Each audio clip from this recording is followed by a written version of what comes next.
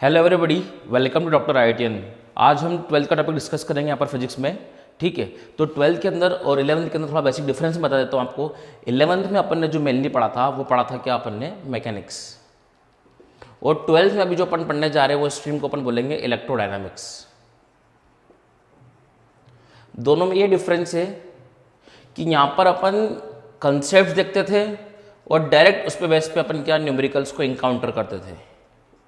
लेकिन यहाँ पर अपने को थोड़ी बहुत थ्योरी देखना पड़ेगी, रिलेटेड डेरिवेशंस देखना पड़ेंगे, डेरिवेशन से आएंगे फिर फॉर्मूले, कुछ फॉर्मूले भी याद करने पड़ेंगे और फिर इन सबको बनाएंगे अपन अपना कंसेप्ट। इन सब से अपन बनाएंगे अपना कंसेप्ट और फिर कंसेप्ट से अपन क्या करेंगे, न्यूमेरिकल्स करेंगे। दोनों में ये डिफरेंस है। यहाँ पर क्या होता था कि मल्टीपल चैप्टर को क्लब कर लेते थे, मल्टीपल चैप्टर को क्लब करके अपन एक क्वेश्चन बना लेते थे। लेकिन यहाँ पर मल्टीपल चैप्टर क्लब करना यहाँ पर मुश्किल है।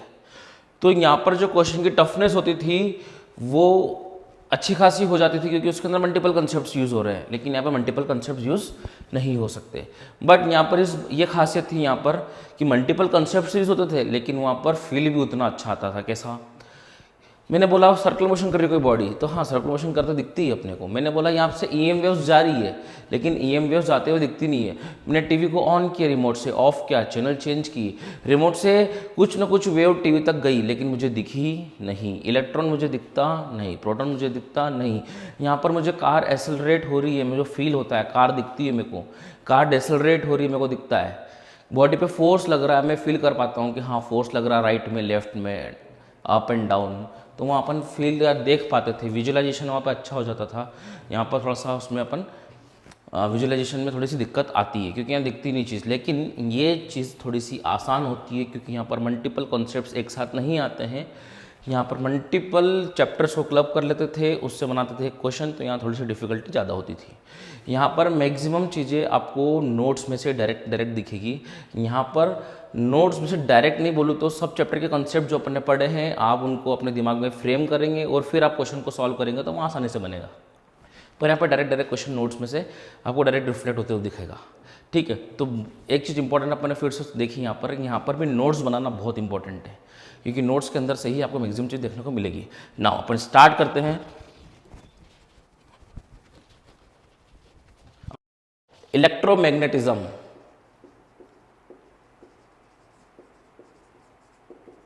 इलेक्ट्रोमैग्नेटिज्म के अंदर अपन करने वाले हैं इलेक्ट्रोमैग्नेटिज्म, मतलब यहाँ पर अपन इलेक्ट्रिक फील्ड और मैग्नेटिक फील्ड से रिलेटेड सारी चीज़ें देखने वाले हैं और उन दोनों में क्या रिलेशन होता है वो सब चीज़ यहाँ पे देखने वाले हैं।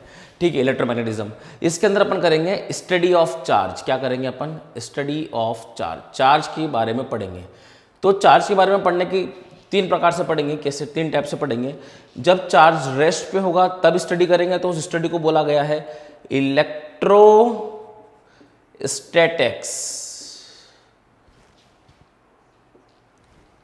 जब चार्ज मूविंग विथ वेलोसिटी, अगर चार्ज मूव करा कैसे? वेलोसिटी से, मूविंग विथ वेलोसिटी, तो उस स्टडी को अपन ने बोल दिया है मैग्नेटिज्म।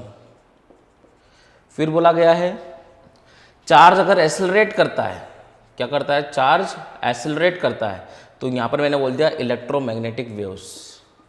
मतलब यहां पर अपन इलेक्ट्रिक फील्ड से रिलेटेड कुछ फिनोमेना देखेंगे। किससे रिलेटेड? इलेक्ट्रिक फील्ड से।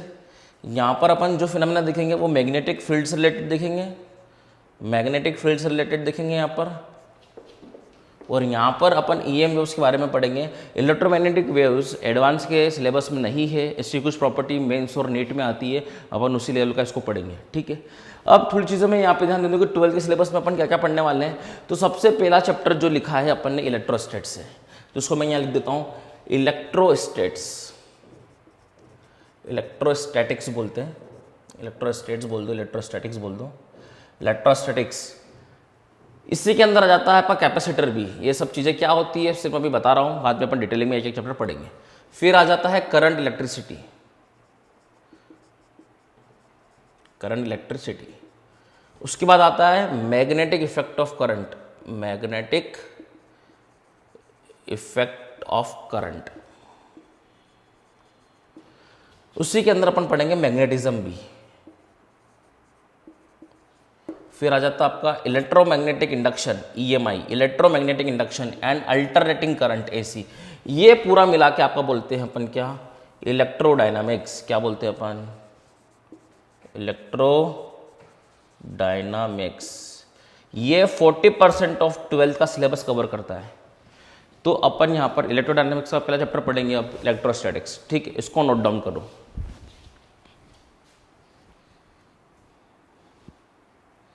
नाउ देखिए अपन यहाँ पर इलेक्ट्रोस्टैटिक्स शुरू करते हैं।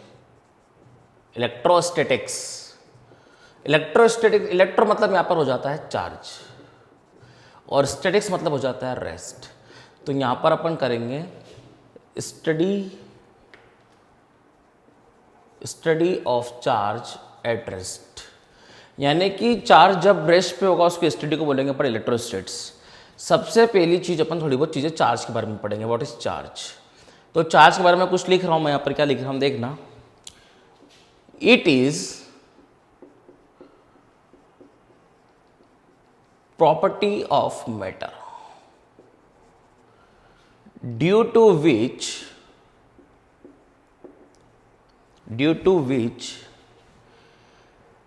it experience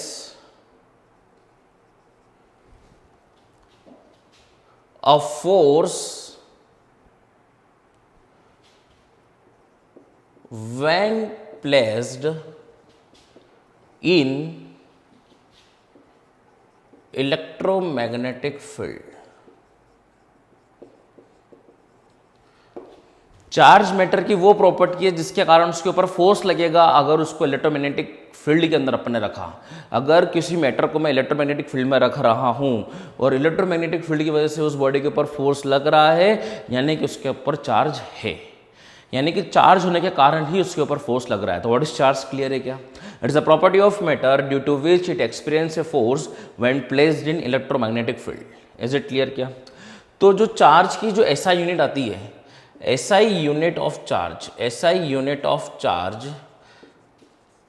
is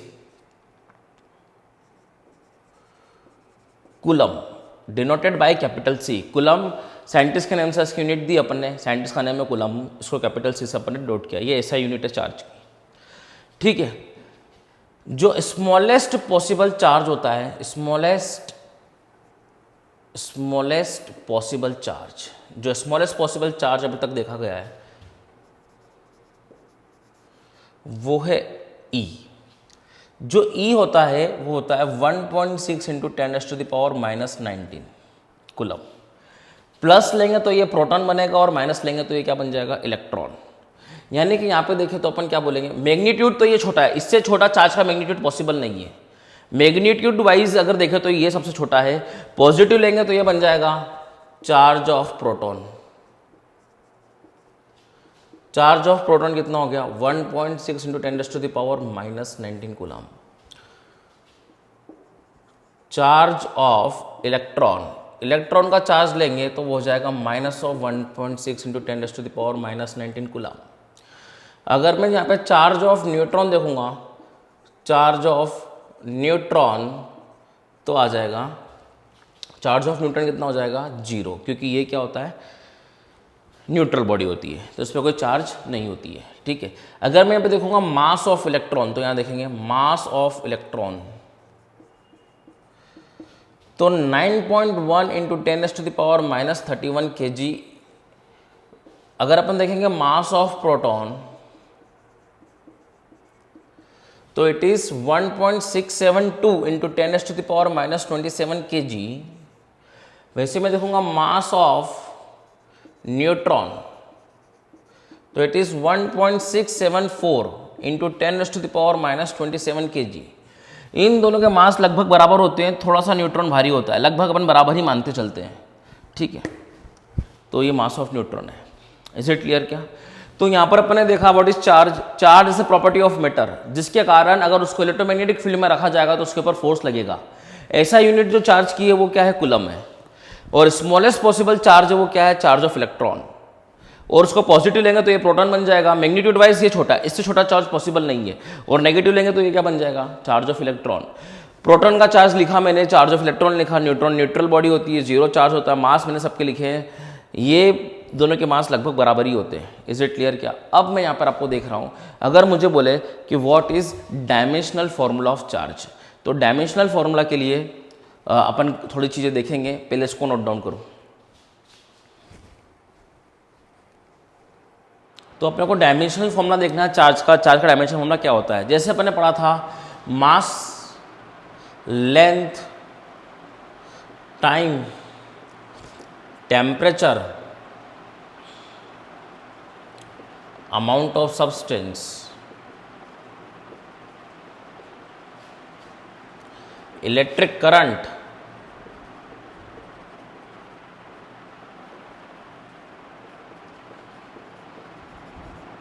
luminous intensity of light.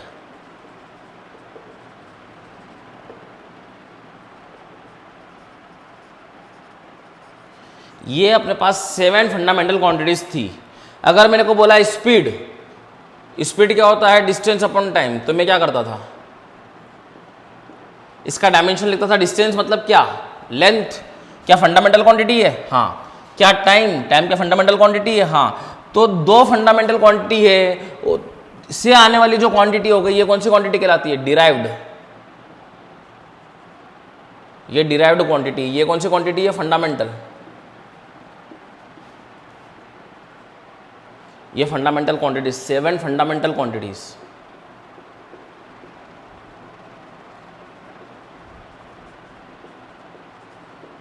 अगर मेरे को इसका डायमेंशन लिखना है तो मैं ऐसे नहीं लिख दूंगा कि सर ये स्पीड है तो वी लिख दो या एस लिख दो, नहीं, ऐसा नहीं होता है। हमेशा डायमेंशनल फॉर्मूला लिखा जाता है इन 7 फंडामेंटल क्वांटिटीज के टर्म में।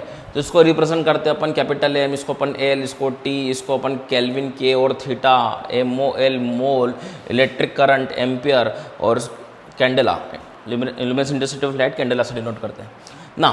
यहाँ पर क्या लिखा मैंने डायमेंशन फॉर्मूला पे लिखा मैंने डिस्टेंस मतलब लेंथ, मैंने एल लिख दिया, एल अपॉन टी, तो क्या होगा? L T inverse. और मास नहीं था तो मैंने क्या लिख दिया? M zero.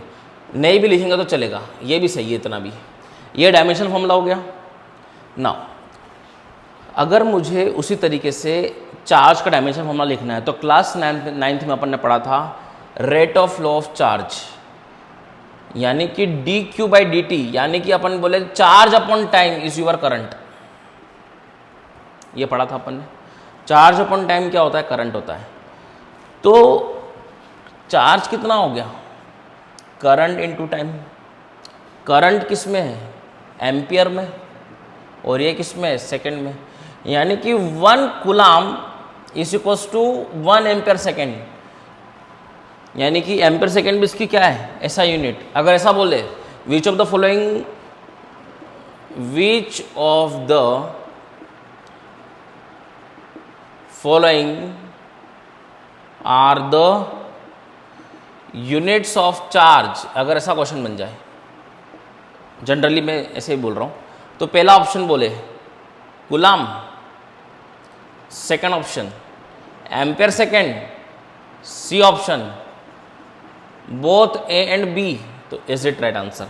कूलम भी इसके ऐसा यूनिट है और एम्पियर सेकेंड भी इसकी ऐसा यूनिट है। पर अब मेरे को डायमेंशनल फॉर्मूला लिखना है, तो क्या एम्पियर मतलब करंट क्या फंडामेंटल है? हाँ। क्या टाइम फंडामेंटल है? हाँ। तो डायमेंशनल फॉर्मूला हो गया चार्ज का, डायमेंशनल फॉर्मूला ऑफ चार्ज क्या हो जाएगा? Capital A capital T. It is a dimensional formula of charge. A T हमेशा, जैसे अपन ऐसा नहीं लिख सकते हैं कि सी है तो ऐसा लिख दो, नहीं। Charge is not a fundamental one, it is a derived from 2 fundamentals which is electric current and time. तो एम्पियर सेकेंड तो क्या हो गया इसका? एक और ऐसा यूनिट हो गया। और अगर ए टी लिख दूंगा तो ये क्या हो जाएगा? डायमेंशनल फॉर्मूला चार्ज का हो जाएगा। ठीक है, इसको नोट डाउन करो। तो अपन देखते हैं यहाँ पर मेरे पास अगर 2 बॉडीज हैं, यहाँ पर मैंने इन दोनों को रब किया, तो रब करने से यहाँ पर फ्रिक्शनल एनर्जी प्रोड्यूस हुई। फ्रिक्शनल एनर्जी के रब करेंगे, फ्रिक्शनल एनर्जी प्रोड्यूस हुई, तो फ्रिक्शनल एनर्जी प्रोड्यूस होने के कारण इस बॉडी के इलेक्ट्रॉन्स इस बॉडी में एंटर कर गए। तो अगर यहाँ पर इलेक्ट्रॉन एंटर करेंगे, पहले दोनों बॉडी क्या थी, न्यूट्रल थी। न्यूट्रल बॉडी मतलब क्या होता है, इसके अंदर जितने नेगेटिव चार्ज थे उतने इसके अंदर पॉजिटिव चार्ज थे, इसलिए बॉडी क्या हो गई, न्यूट्रल। मतलब जितने नंबर ऑफ इलेक्ट्रॉन्स इसके अंदर थे ये न्यूट्रल थी। तो जितने न्यूट्रल मतलब क्या, न्यूट्रल दोनों के दोनों न्यूट्रल है, दोनों के दोनों क्या है, न्यूट्रल है। मतलब जितने इसके अंदर इलेक्ट्रॉन्स थे उतने ही इसके अंदर प्रोटॉन्स भी थे, तो बॉडी क्या कहलाएगी, न्यूट्रल। लेकिन अब क्या हुआ, इसके अंदर रब करने से इसके अंदर का इलेक्ट्रॉन इसके अंदर एंटर कर गया, इसके अंदर का इलेक्ट्रॉन इसके अंदर एंटर कर गया, तो यहाँ पर क्या हो गई, यहाँ पर क्या हो गई, इलेक्ट्रॉन्स की कमी हो गई। तो यहाँ पर मैंने बोल दिया यहाँ पर डेफिशिएंसी हो गया इलेक्ट्रॉन्स की, क्या हो गया, डेफिशिएंसी ऑफ इलेक्ट्रॉन्स। और यहाँ पर जितने इलेक्ट्रॉन थे उतने प्रोटॉन थे। अब यहाँ पर एक ज्यादा हो गया, एक ज्यादा होने के कारण यहाँ पर क्या बोलेंगे अपन, एक्सेस ऑफ इलेक्ट्रॉन्स। एक इलेक्ट्रॉन यहां से यहां एंटर किया तो यहां पर अपन डेफिशिएंसी ऑफ इलेक्ट्रॉन को शो करेंगे पॉजिटिव चार्ज से, और यहां पर अपन शो करेंगे एक्सेस ऑफ इलेक्ट्रॉन को नेगेटिव चार्ज से। तो यहां पर समझ में आ गया what is positive charge, what is positive charge. Positive charge is nothing but shows deficiency of electron and negative charge is nothing but excess of electrons. यानी कि मेरे पास दो टाइप्स ऑफ चार्जेस है, पॉजिटिव चार्ज क्या show करेगा, deficiency of electron को, और नेगेटिव चार्ज क्या शो करेगा, एक्सेस ऑफ इलेक्ट्रॉन को। सर मैंने रब किया तो रब करने के कारण इसका इलेक्ट्रॉन इसके अंदर आ गया, तो यहाँ पर कितना पॉजिटिव चार्ज डेवलप हुआ, पॉजिटिव तो होगा क्योंकि यहाँ डेफिशिएंसी है, तो कितना पॉजिटिव, एक इलेक्ट्रॉन गया। अब मैं फिर से देखता हूँ, अगर इस बॉडी से इस बॉडी में एक इलेक्ट्रॉन यहाँ पर गया तो यहाँ पर प्लस ही आ जाएगा और यहाँ पर माइनस ही आ जाएगा। यहां से यहां पर मान लो कितने इलेक्ट्रॉन गए, दो इलेक्ट्रॉन गए, मान लो अलग अलग करके देख लेते हैं। एक इलेक्ट्रॉन गया तो प्लस ही माइनस ही। मान लो यहां से यहां पर कितने इलेक्ट्रॉन गए, दो इलेक्ट्रॉन गए, तो यहां पर हो जाएगा +2e, यहां पर हो जाएगा -2e। मान लो यहां से यहां पर कितने इलेक्ट्रॉन्स गए, 100 इलेक्ट्रॉन्स गए, तो यहां पर +100e हो जाएगा और यहां पर -100e हो जाएगा। इज इट क्लियर किया, मतलब कि यहां से यहां तक एक इलेक्ट्रॉन गया, दो इलेक्ट्रॉन गए, तीन इलेक्ट्रॉन गए, चार इलेक्ट्रॉन गए, 4.5 इलेक्ट्रॉन पॉसिबल नहीं है, क्योंकि 4 इलेक्ट्रॉन तो मैं पास करवा दूंगा यहां से वहां, लेकिन आधा इलेक्ट्रॉन कैसे लाऊंगा, क्योंकि स्मॉलेस्ट पॉसिबल चार्ज मेरे पास कौन सा है, चार्ज ऑफ इलेक्ट्रॉन है। समझ में आ रहा है मैं क्या बोल रहा हूं, यहां से एक इलेक्ट्रॉन चले जाएगा, दो इलेक्ट्रॉन चले जाएंगे, तीन चले जाएंगे, 100 चल जाएंगे, लेकिन 100.5 नहीं जा पाएंगे, क्योंकि 0.5 पॉसिबल नहीं है। यानी कि किसी भी बॉडी पे जो अगर मैं चार्ज लिखूंगा वो चार्ज हमेशा इस बॉडी पे रहेगा, इस इलेक्ट्रॉन्स यहां से यहां गए तो यहां पर हमेशा क्या रहेगा, +ne, और यहां चार्ज रहेगा -ne। सर n क्या है, n is a integer number, n is a integer number. Sir integer क्या, इंटीजर मतलब डेसिमल में नहीं होते, 1 2 3 4 5 6 7 8 9 10, यहाँ पर n इंटीजर है। मतलब कि यहाँ से यहाँ एक इलेक्ट्रॉन गया तो यहाँ प्लस ही आ गया, यहाँ से यहाँ दो इलेक्ट्रॉन गए तो यहाँ +2e आ गया और यहाँ -2e आ गया। मतलब यहाँ पर जो n की वैल्यू होगी या तो होगी 1e या 2e या 3e 4e 100e 1000e 1 lakh e, और यहाँ पर अपन ने जनरली लिख दिया ne, where n is a integer. ठीक है, तो charge on any body is written as ±ne, plus उस पे जो इलेक्ट्रॉन्स दे रहा है, माइनस उस पे जो इलेक्ट्रॉन्स ले रहा है। इज इट क्लियर क्या, तो अपन यहाँ पर देखते हैं, यहाँ पर देखते हैं अपन प्रॉपर्टीज ऑफ चार्ज। अपन पढ़ क्या रहे हैं, प्रॉपर्टीज ऑफ चार्ज पढ़ रहे हैं। Actually upon properties of charge के अंदर जो पहली प्रॉपर्टी है, पहली प्रॉपर्टी अपन पढ़ रहे हैं क्वांटाइजेशन ऑफ चार्ज।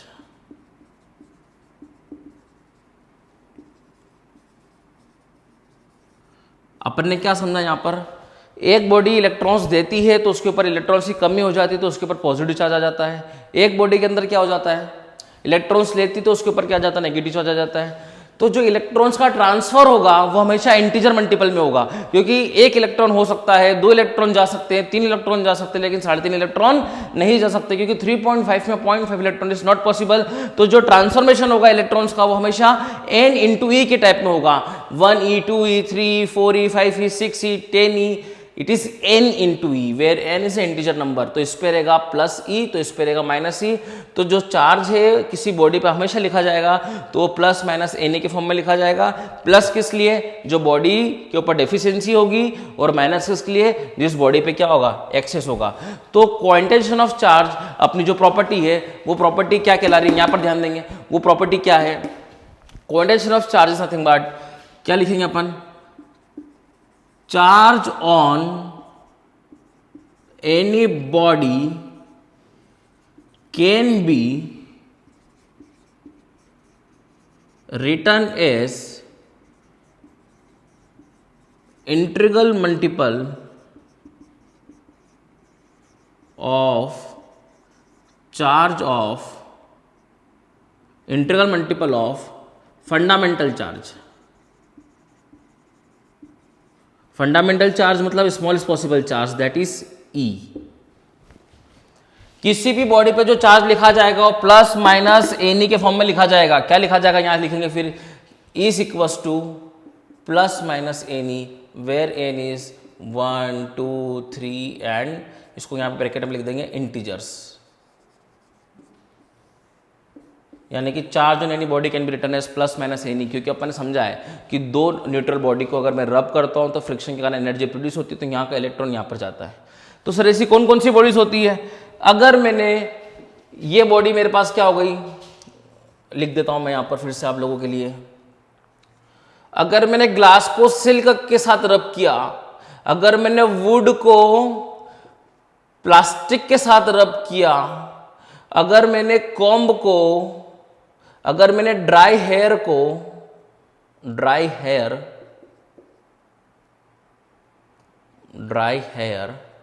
को मैंने कॉम्ब से रब किया, तो ये पॉजिटिव चार्जेस कंटेन करेगी और इसके ऊपर क्या आएंगे, नेगेटिव चार्जेस, क्योंकि यहाँ का इलेक्ट्रॉन यहाँ पे ट्रांसफर होगा, यहाँ का इलेक्ट्रॉन यहाँ ट्रांसफर होगा, और यहाँ का इलेक्ट्रॉन कहाँ ट्रांसफर होगा, यहाँ ट्रांसफर होगा। सर यहाँ का यहाँ ट्रांसफर क्यों होगा, यहाँ का यहाँ ट्रांसफर क्यों नहीं होगा, बेटा इनकी टेंडेंसी ज़्यादा होती है इलेक्ट्रॉन डोनेट करने की, इनकी टेंडेंसी कम होती है। अपन पढ़ेंगे मॉडर्न फिजिक्स के अंदर वर्क फंक्शन। वर्क फंक्शन क्या है समझा देता हूँ, थोड़ा सा समझने की चीज़ है, अभी इसमें कोई ज़्यादा दिक्कत नहीं है। अपने काम की चीज़ सिर्फ ये थी, ये पूरा काम अपना समझने का है। मैं यहाँ पर सिर्फ लिख देता हूँ वर्क फंक्शन क्या है, वर्क फंक्शन क्या है, वर्क फंक्शन यहाँ लिख देता हूँ। वर्क फंक्शन लिखना नहीं है, सिर्फ समझना है। Work function is nothing but amount of energy required to take electron from a body. क्या बोला मैंने, कितनी एनर्जी की रिक्वायरमेंट होगी आपको किसी बॉडी से एक इलेक्ट्रॉन निकालने में, वो कहलाएगा आपका वर्क फंक्शन। तो यहां पर मान लो मैंने रब किया, तो यहां पर मान लो x जूल एनर्जी प्रोड्यूस हुई। कितनी जूल एनर्जी प्रोड्यूस हुई, x जूल। तो इसके लिए वो x जूल सफिशिएंट थी, क्योंकि इसका वर्क फंक्शन x जूल के बराबर है। लेकिन इसका वर्क फंक्शन 1 जूल से ज्यादा है, तो ये अपना इलेक्ट्रॉन निकाल पाएगा क्या, नहीं। क्यों, वर्क फंक्शन क्या है, amount of energy required to take electron from a body. तो इस बॉडी से अगर एक इलेक्ट्रॉन निकालना था और मैंने यहाँ पे फ्रिक्शन से 1 जूल एनर्जी प्रोड्यूस की थी, वो 1 जूल इसके लिए सफिशिएंट थी, क्योंकि इसका वर्क फंक्शन कितना था, 1 जूल के बराबर। क्योंकि ये 1 जूल एनर्जी ले लेगा तो ये अपना इलेक्ट्रॉन निकाल देगा, लेकिन ये अपना इलेक्ट्रॉन नहीं निकाल पा रहा, क्योंकि इसका वर्क फंक्शन 1 जूल से ज्यादा है, ये 1 जूल पे अपना इलेक्ट्रॉन नहीं निकालता, तो यहाँ से यहाँ इलेक्ट्रॉन ट्रांसफर हो जाएंगे। तो इनके जो वर्क फंक्शन है इनसे क्या होते हैं, कम होते हैं। मान लो मैंने रब किया, 1 जूल प्रोड्यूस हुआ, इसने अपना इलेक्ट्रॉन दे देगा, लेकिन ये नहीं देगा, क्योंकि इसको ज़्यादा एनर्जी चाहिए, 1 जूल्स पे इसका काम नहीं होता है। तो ये जो है, ये जो बॉडीज है, ये है जिनके वर्क फंक्शंस क्या होते हैं, कम होते हैं। अगर मैंने ग्लास को सिल्क से रब किया तो एनर्जी प्रोड्यूस हुई 1 जूल, तो ग्लास 1 जूल से अपना इलेक्ट्रॉन निकाल देगा, क्योंकि उसके लिए वो सफिशिएंट है। लेकिन सिल्क अपना इलेक्ट्रॉन नहीं देगा, क्योंकि उसको 1 जूल से ज़्यादा एनर्जी चाहिए निकालने के लिए। इज इट क्लियर क्या? तो ये कुछ चीज़ें समझ में आ गई क्या? क्वांटिटेशन ऑफ चार्ज समझ में आ गया। सबसे पहले अपन देखते हैं फिर से क्या देखा अपन ने, 2 न्यूट्रल बॉडीज थी। न्यूट्रल बॉडी मतलब क्या, जितने इसके अंदर इलेक्ट्रॉन्स थे उतने इसके अंदर प्रोटॉन्स थे, जितने इसके अंदर इलेक्ट्रॉन थे उतने इसके अंदर प्रोटॉन थे। अब मैंने दोनों को रब किया, रब करने से फ्रिक्शन एनर्जी प्रोड्यूस हुई, तो इसने अपना इलेक्ट्रॉन यहाँ उठा के दे दिया। अगर ये एक इलेक्ट्रॉन देगा तो यहाँ पर प्लस ही होगा और यहाँ माइनस ही होगा, क्योंकि जो इलेक्ट्रॉन जिसके पास कमी हो जाती है, जैसे कि डिफिशियंसी हो जाती है, उसको अपन बोलते हैं पॉजिटिव चार्ज, जिसके ऊपर एक्सेस हो जाता है उसको अपन बोलते हैं नेगेटिव चार्ज, तो यहाँ पर प्लस ही हो गया, यहाँ पर माइनस ही हो गया। अगर 2 इलेक्ट्रॉन में भेजूंगा तो यहाँ पे +2 ही हो जाएगा और यहाँ पर -2 ही हो जाएगा। ऐसे ही मैं अगर 100 इलेक्ट्रॉन्स भेजूंगा तो यहाँ पर +100 ही हो जाएगा और यहाँ पर -100 ही हो जाएगा। यानी कि जब भी इलेक्ट्रॉन को मैं ट्रांसफर करूंगा तो मैं 1 इलेक्ट्रॉन दूंगा, 2 इलेक्ट्रॉन दूंगा, 3 इलेक्ट्रॉन दूंगा। जब भी इलेक्ट्रॉन में ट्रांसफर करूंगा वो हमेशा एक इंटीजर मल्टीपल होगा, क्योंकि मैं डेसिमल का इलेक्ट्रॉन नहीं ला सकता, फ्रैक्शनल का इलेक्ट्रॉन में नहीं ला सकता, क्योंकि इलेक्ट्रॉन या तो 1 होगा, 2 होंगे, 3 होंगे, लेकिन 3.5 इज नॉट पॉसिबल, क्योंकि 3 तो इलेक्ट्रॉन में ला दूंगा लेकिन आधा मैं कहां से लाऊंगा, क्योंकि स्मॉलेस्ट पॉसिबल मेरे पास क्या है, ई है, E/2 है नहीं मेरे पास। इज इट क्लियर क्या? तो जब भी चार्ज लिखा जाएगा तो यहाँ पे +2e -2e +100e -100 जनरलाइज कर दिया मैंने कि यहाँ पर लिखा जाएगा +c, यहाँ पे लिखा जाएगा -c, यानी कि charge on any body can be written as plus minus integral multiple. Integral multiple मतलब integer multiple of smallest possible charge, that is fundamental charge, charge of electron. अब यहाँ पे देखेंगे अपन प्लस किसके लिए, जो बॉडी डेफिशिएंसी ऑफ इलेक्ट्रॉन होगा, नेगेटिव किसके लिए, जिसके पास एक्सेस ऑफ इलेक्ट्रॉन होगा, जो इलेक्ट्रॉन लेगा वो नेगेटिव, जो इलेक्ट्रॉन देगा वो पॉजिटिव। यानी कि अपन ने इसको देखा, this is nothing but it is a property of charge which is called quantization of charge, which is nothing but charge on any body can be written as integral multiple of fundamental charge q is equal to plus minus any where n is a integer number. Is it clear क्या? First property clear है, very important property it is, ठीक है, तो इसको आप note down करें।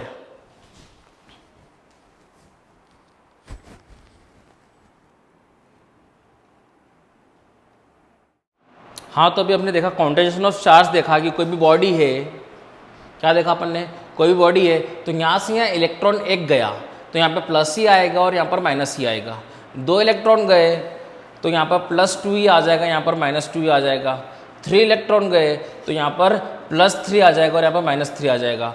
और अगर मान लो n इलेक्ट्रॉन्स गए तो यहाँ पर +n ही आ जाएगा और यहाँ पर -n ही आ जाएगा। तो ये लिखा था अपन ने, charge on any body can be written as plus minus any. अब मेरा क्वेश्चन ये है कि मान लो ये बॉडी पे मुझे +1 कूलम चार्ज प्रोड्यूस करना, कूलम उसकी ऐसा यूनिट है, अगर मुझे +1 कूलम चार्ज उसके ऊपर लाना है तो मुझे उसके अंदर से इलेक्ट्रॉन्स निकालने पड़ेंगे। ये बात तो तय है, इलेक्ट्रॉन्स निकालने पड़ेंगे क्योंकि ये पॉजिटिव चार्ज है। मुझे +e लाने पर 1 इलेक्ट्रॉन निकालना पड़ता था, +2e लाने पे 2 इलेक्ट्रॉन निकालने पड़ते थे, +3 लाने पे +3 इलेक्ट्रॉन लाने पड़ते थे और +n लाने के लिए मुझे n इलेक्ट्रॉन्स निकालने पड़ते थे। अब मेरा क्वेश्चन ये है कि +1 कूलम चार्ज यहाँ पर ऑब्टेन करने के लिए कितने इलेक्ट्रॉन्स निकालने पड़ेंगे। ये n क्या है, इलेक्ट्रॉन्स की संख्या, n is A number of electrons. Is it clear क्या? तो मैंने देखा, अपन ने फॉर्मूला पढ़ लिया, q is equal to plus minus any, plus minus को भूल जाओ अभी, यहाँ पर सिर्फ मैग्नीट्यूड की बात करेंगे अपन। ये कितना है 1, ये कितना है n, और ये कितना है 1.6 × 10⁻⁻19। यहाँ पर कोई भी अपन साइन पुट नहीं करेंगे, ना चार्ज का ना इलेक्ट्रॉन का, क्योंकि n एक पॉजिटिव नंबर है। इज इट क्लियर क्या? तो 1 divided by 1.6 × 10⁻⁻19 is equal to n।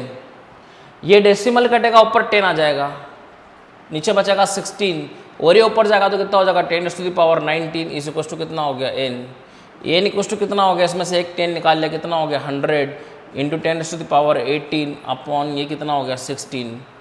इसको सॉल्व किया अपन ने तो n इक्वल टू कितना आ जाएगा, इसको काटा अपन ने 425 ज़ा 104 4 ज़ा, इसको फिर काटेंगे तो अपन 6.25 मिलेगा इंटू 10⁻18। तो n इक्वल टू कितना हो गया 6.25 इंटू 625 इंटू 10⁻16। क्या एक इंटीजर नंबर है? इसका मतलब क्या होता है, n is equal to 6 to 5 के पीछे कितने जीरो, 16 जीरो, एक बहुत बड़ा इंटीजर नंबर है ये। यानी कि इसके अंदर से इतने इलेक्ट्रॉन्स निकालने पड़ेंगे तब जाके यहाँ पर +1 कूलम चार्ज प्रोड्यूस होगा। Is it clear? What is 1 coulomb?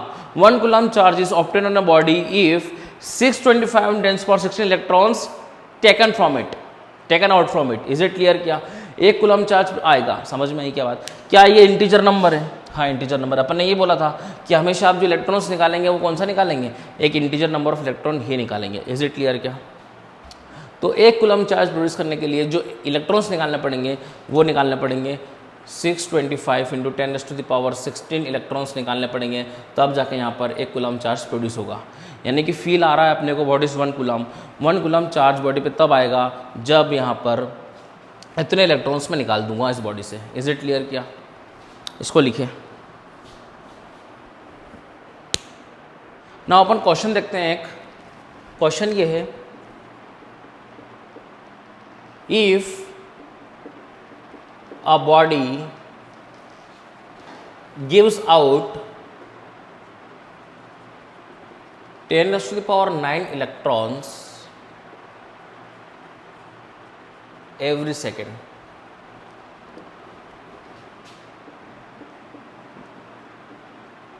how much time is it required to develop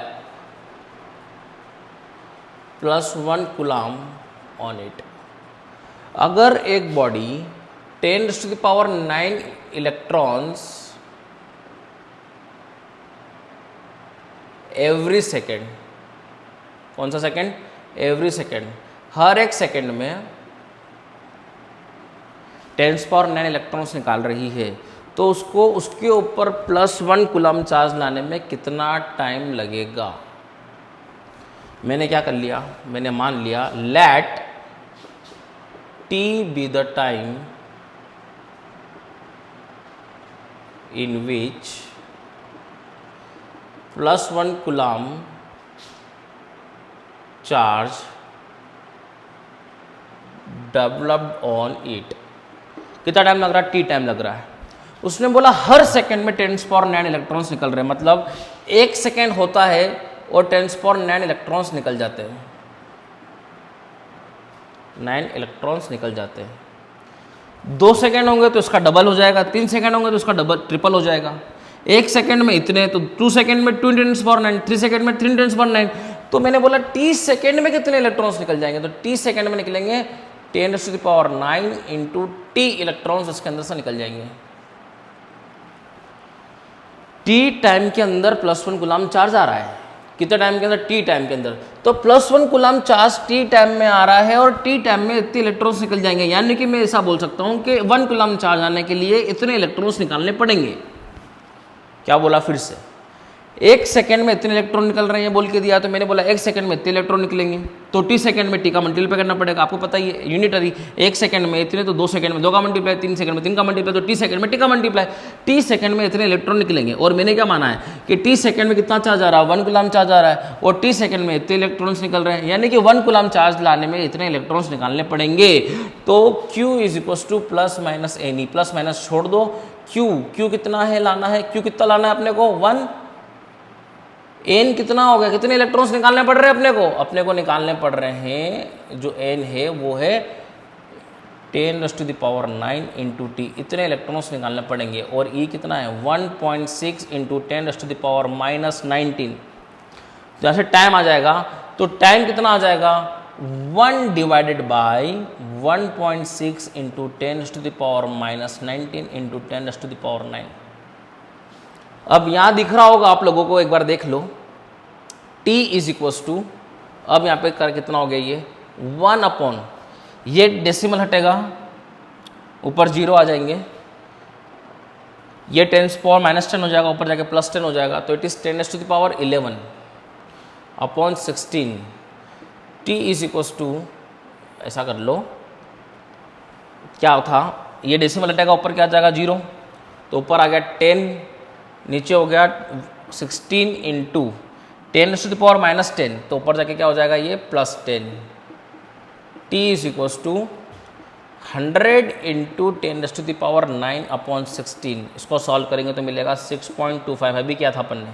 तो t = आ गया 6.25 × 10⁻9। यहाँ चेक करेंगे ये किस में आया था? सेकेंड में आया था।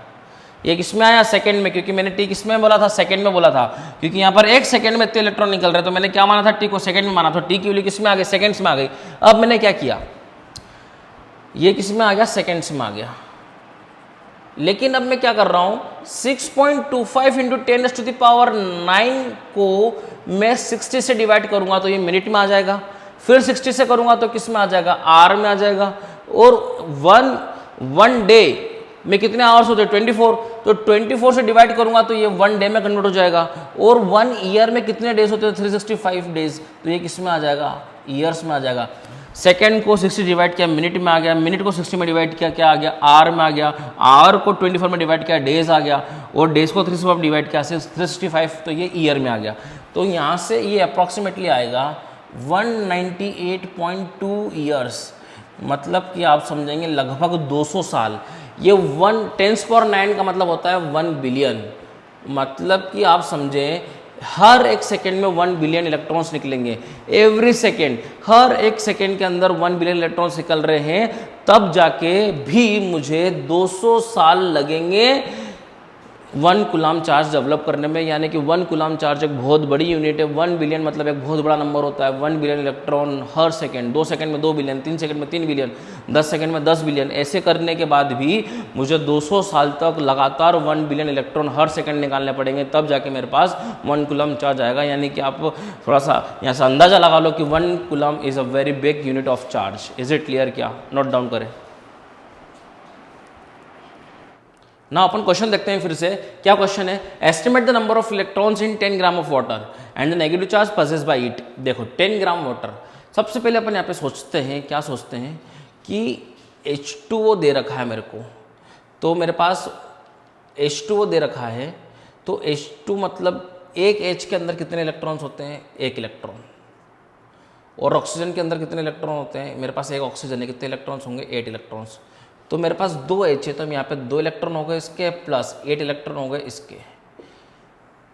यानी कि मैं यहाँ पे बोलूँगा मेरे पास 1 मॉलिक्यूल है H2 का। कितना मॉलिक्यूल है ये? 1 मॉलिक्यूल है। तो 1 molecule of H2, 1 molecule of H2O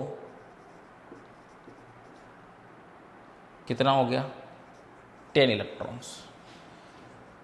एक मॉलिक्यूल के अंदर 10 इलेक्ट्रॉन्स होंगे। तो मेरे पास 10 ग्राम वाटर के अंदर कितने मॉलिक्यूल्स होंगे वो बात करेंगे अपन। तो अपन जानते हैं मॉल कॉन्सेप्ट से। सबसे पहले निकालने पड़ेंगे अपने को number of moles. Number of moles निकालने पड़ेंगे, क्योंकि मुझे नंबर ऑफ मॉलिक्यूल्स चाहिए 10 ग्राम वाटर में। क्योंकि मेरे पास एक मॉलिक्यूल H2O का है, तो उसमें 10 इलेक्ट्रॉन्स होंगे। तो 10 ग्राम वाटर के अंदर कितने मॉलिक्यूल्स H2O के होंगे? तो नंबर ऑफ मोल्स निकालने के लिए होगा मास गिवन, दिख रहा है यहाँ पर, mass given upon molecular mass, molecular mass.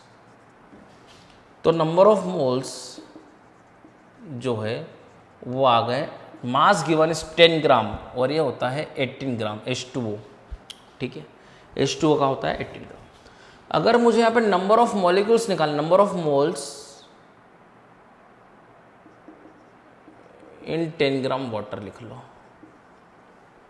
Number of molecules in 10 gram water, क्या फॉर्मूला है?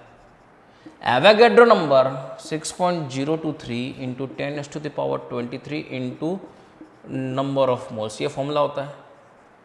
तो इट इज 6.023 इंटू 10⁻23 इंटू 10/18। इतने नंबर ऑफ मॉलिक्यूल्स होंगे 10 ग्राम वाटर में।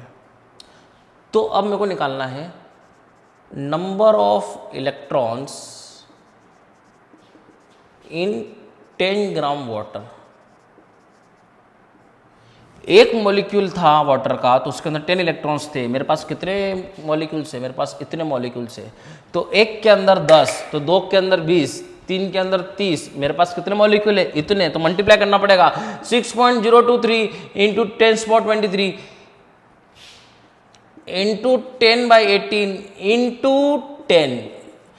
इतने मॉलिक्यूल्स के अंदर 10 का मल्टीप्लाई करेंगे तो नंबर ऑफ इलेक्ट्रॉन्स आ जाएंगे। क्योंकि एक मॉलिक्यूल के अंदर 10 इलेक्ट्रॉन थे, तो इतने मॉलिक्यूल्स के अंदर 10 का मल्टीप्लाई करेंगे तो आ जाएंगे total number of electrons in 10 gram water. तो आपसे पूछा था number of electrons in 10 gram water, तो दिस इज योर आंसर। फिर पूछा negative charge possessed bye it. Negative तो होगा क्योंकि उसके अंदर इलेक्ट्रॉन है, एक्सेस ऑफ इलेक्ट्रॉन मतलब नेगेटिव चार्ज। वो निकालने के लिए लगा दूंगा मैं फॉर्मूला। क्या फॉर्मूला लग जाएगा? यहाँ पर देखें, Q is equal to Ne, और यहाँ पर नेगेटिव आएगा क्योंकि ये इलेक्ट्रॉन पजेस कर रहा है। Q कितना हो जाएगा निकालना है?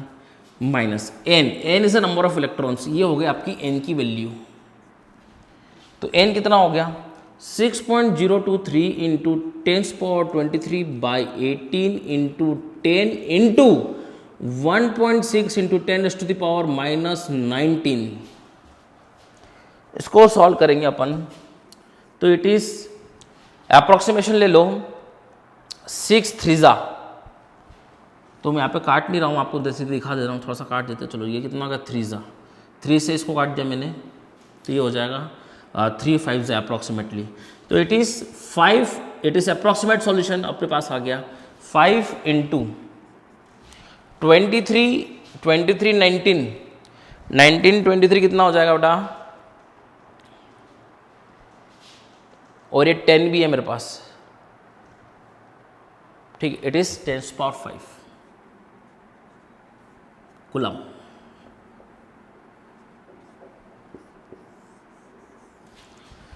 ट्वेंटी 19 4 और 10⁵, तो इतना नेगेटिव चार्ज रहेगा अपने पास।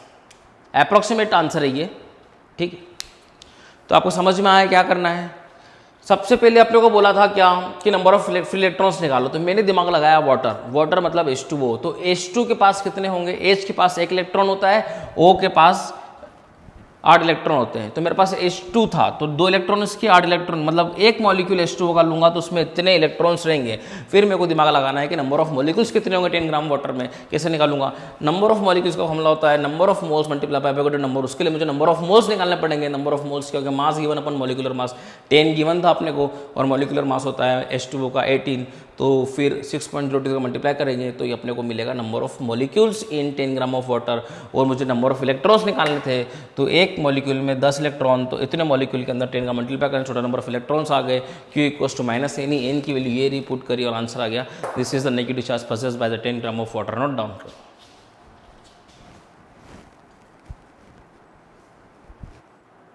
पॉलीथीन को रब किया अपन ने वूल से, तो -2 × 10⁻⁷ डेवलप होता पॉलीथीन के ऊपर।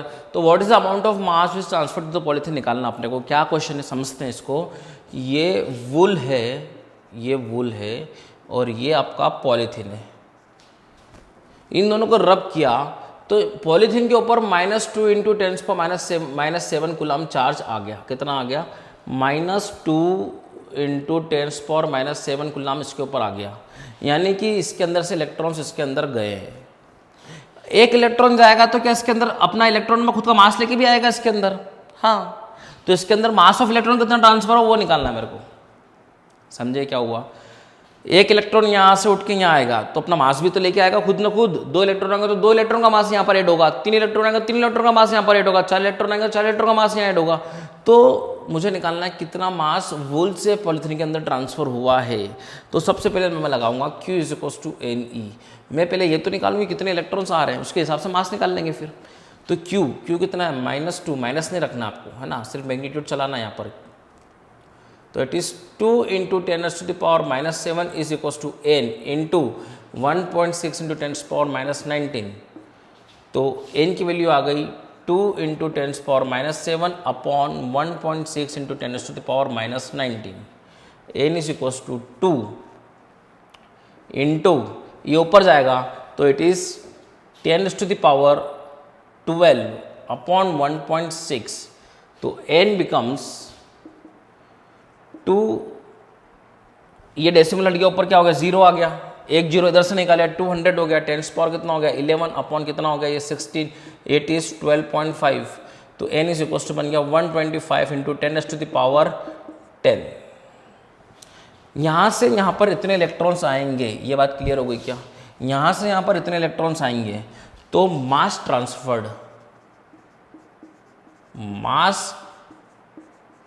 Transferred to the polythene is n into mass of a electron। एक इलेक्ट्रॉन आएगा तो अपना मास लेके आएगा, 2 इलेक्ट्रॉन आएगा तो 2 इलेक्ट्रॉन का मास आएगा, तो n इलेक्ट्रॉन आएगा तो n इलेक्ट्रॉन का मास आएगा। तो टोटल मास कितना हो जाएगा n इंटू me। n कितना है 125 into 10⁻10 into mass of 1 electron is 9.1 into 10⁻31। तो ये आंसर हो जाएगा आपका, इतना मास ट्रांसफर होगा। इज इट क्लियर क्या। वूल से इलेक्ट्रॉन्स गए यहाँ पर, तो यहाँ पर नेगेटिव चार्ज आ गया। तो मैंने लगा दिया यहाँ पे फॉर्मूला Q = Ne। तो मैंने निकाला कितने इलेक्ट्रॉन्स आखिर में गए यहाँ से यहाँ तक। एक इलेक्ट्रॉन अपना मास लेके जाएगा, 2 इलेक्ट्रॉन अपना 2 इलेक्ट्रॉन का मास लेके जाएंगे। टोटल नंबर ऑफ इतने इलेक्ट्रॉन्स निकले हैं, तो एक इलेक्ट्रॉन का मास इतना होता है, तो टोटल मास इतना ट्रांसफर हुआ। इज इट क्लियर क्या। नोट डाउन करो। दिख रहा था। नाउ देखते हैं क्वेश्चन क्या बोल रहा है। 10^12 alpha particles nuclei of helium fall per second on a neutral sphere, then calculate the time in which the sphere get charged by 2 microcoulomb. Micro मतलब होता है 10⁻⁶ कूलम। ये माइक्रो का नोटेशन है, ठीक है। नाउ क्या बोला है, पहले अल्फा पार्टिकल के बारे में अपन पढ़ लेते हैं। अल्फा पार्टिकल मतलब क्या होता है, 2 प्रोटॉन प्लस 2 न्यूट्रॉन। तो ये इसका तो कोई चार्ज होता नहीं है। तो अगर मैं चार्ज बोलूँ अल्फा पार्टिकल का, चार्ज ऑफ अल्फा पार्टिकल, तो चार्ज क्या होता है, सिर्फ 2 प्रोटॉन का होगा, क्योंकि इसका तो चार्ज होता नहीं है। लेकिन मास ऑफ अल्फा पार्टिकल की बात करूँगा कभी मैं, मास ऑफ अल्फा पार्टिकल की बात करूँगा, यहाँ पे वैसे मास की ज़रूरत नहीं है पर मैं समझा दे रहा हूँ आपको। तो 2 प्रोटॉन का मास और 2 न्यूट्रॉन का मास, और दोनों के मास लगभग क्या होता है, सेम, देखा था अपन ने। तो it is 4 × mass of proton बोल देते हैं। यानी कि अल्फा पार्टिकल का मास कितना होता है, 4 प्रोटॉन के मास के बराबर, और चार्ज होता है 2 प्रोटॉन के बराबर, क्योंकि न्यूट्रॉन के अंदर कोई चार्ज नहीं होता है।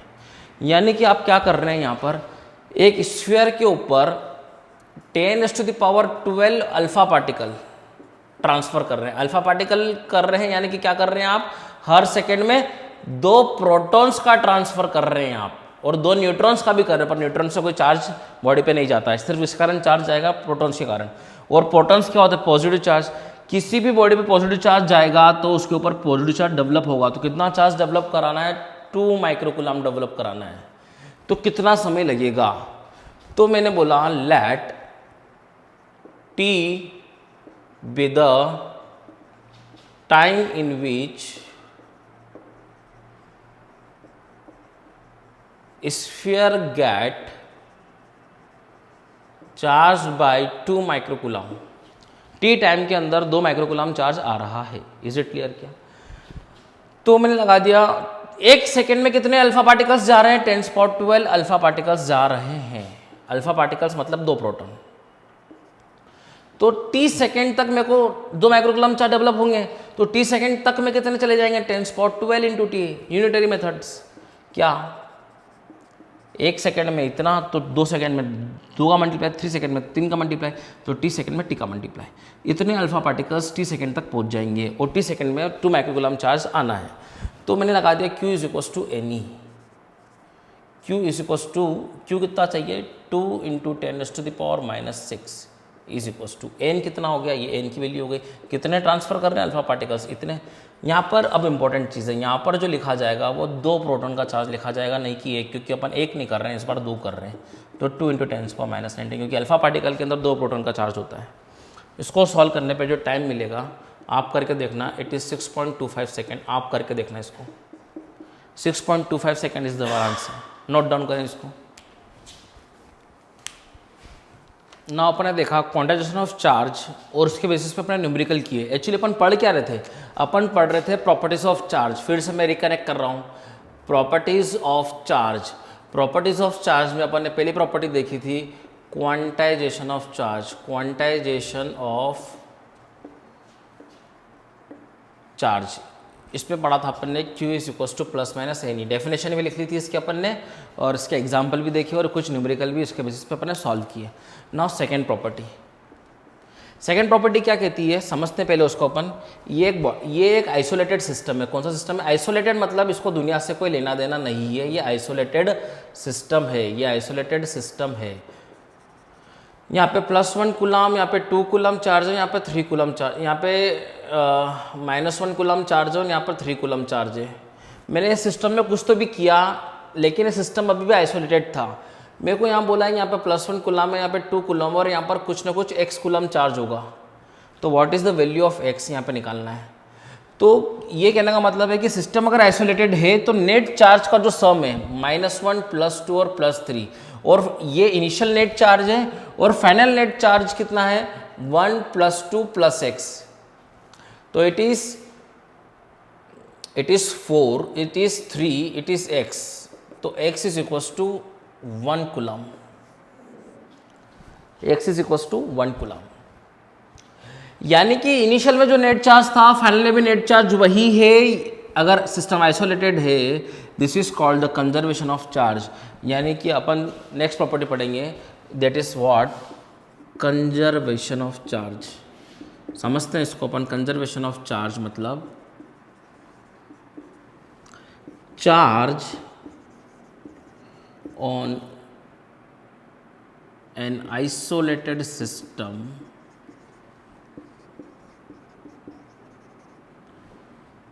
is always conserved। किसी भी आइसोलेटेड सिस्टम का चार्ज हमेशा क्या रहेगा? कंजर्व्ड रहेगा। जो नेट चार्ज सिस्टम पे इनिशियल में था, फाइनल भी चार्ज वही रहेगा, यानी कि चार्ज रिमेन्स कांस्टेंट इनिशियल और finally for an isolated system. यानी कि यहां पर यह बोल सकते हैं charge can neither be created nor be destroyed, it can only be transferred from one body to another। किसी भी बॉडी पे चार्ज जो है दिया गया है उसको नहीं तो अपन बना सकते हैं और नहीं उसको अपन डिस्ट्रॉयड कर सकते हैं, केवल ट्रांसफ़र कर सकते हैं। सर +1 कूलम्ब चार्ज कैसे आया था? जब मैंने एक बॉडी से इलेक्ट्रॉन निकाले थे, यानी कि इलेक्ट्रॉन को एक बॉडी से दूसरी बॉडी में क्या किया? ट्रांसफ़र किया। मैंने इलेक्ट्रॉन को प्रोड्यूस नहीं किया, मैंने इलेक्ट्रॉन को ट्रांसफ़र किया। +1 कूलम्ब मैंने बनाया नहीं है, वो सिर्फ +1 कूलम्ब क्या शो कर रहा है? 625 × 10⁻18 इलेक्ट्रॉन्स निकाल लिए उसमें से। इज इट क्लियर क्या? तो this is the conservation of charge. Next property note down करो उसको।